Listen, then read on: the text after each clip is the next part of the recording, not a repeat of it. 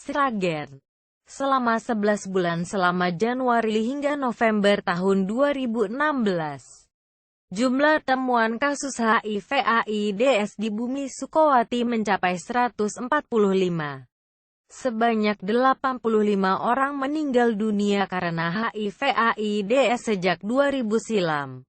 Bupati Sragen Kusdinar Untung Yuni Sukowati mengatakan angka penularan HIV/AIDS di bumi Sukowati tergolong tinggi. Sejak tahun 2000, terdapat 602 kasus HIV/AIDS di Sragen.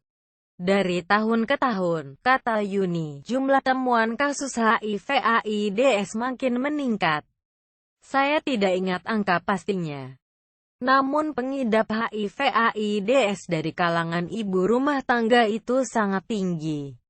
Ibu rumah tangga itu tertular HIV/AIDS dari suaminya yang lebih dulu tertular.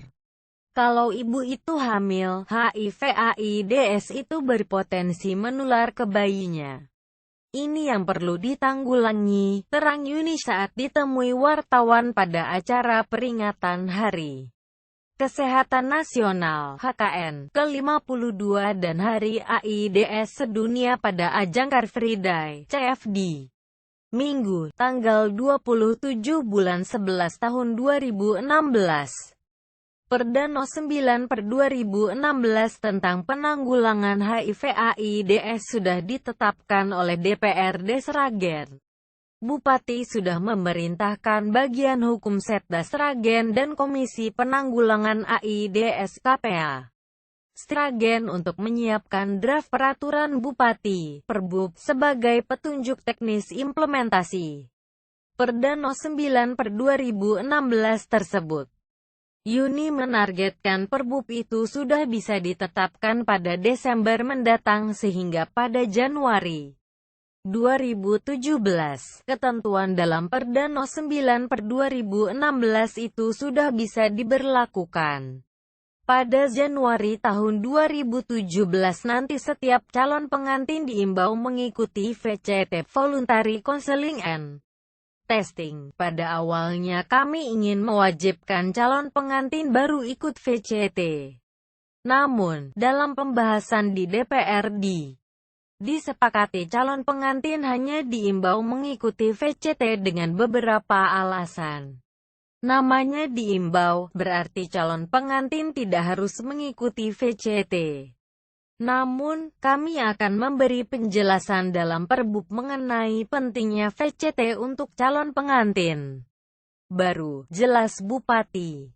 Sekretaris KPA Sragen Haryoto mengatakan terdapat lebih dari 70 ibu rumah tangga yang mengidap HIV/AIDS di bumi Sukowati pada tahun ini. Meski tidak diwajibkan, Haryoto berharap calon pengantin bisa mengikuti VCT sebagai bentuk antisipasi dini penularan HIV/AIDS. Kalaupun hasil VCT itu nanti salah satunya pasangan ada yang positif mengidap HIV/AIDS, bukan berarti rencana pernikahan mereka harus dibatalkan.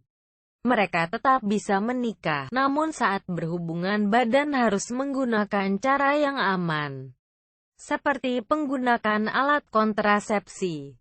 Kalau tahu lebih dini, penularan HIV/AIDS dari ibu ke calon bayi yang dikandungnya juga bisa dihindari. Ini penting, jangan sampai HIV/AIDS itu diketahui setelah menikah sehingga upaya pencegahan penularannya sedikit terlambat, papar Haryoto.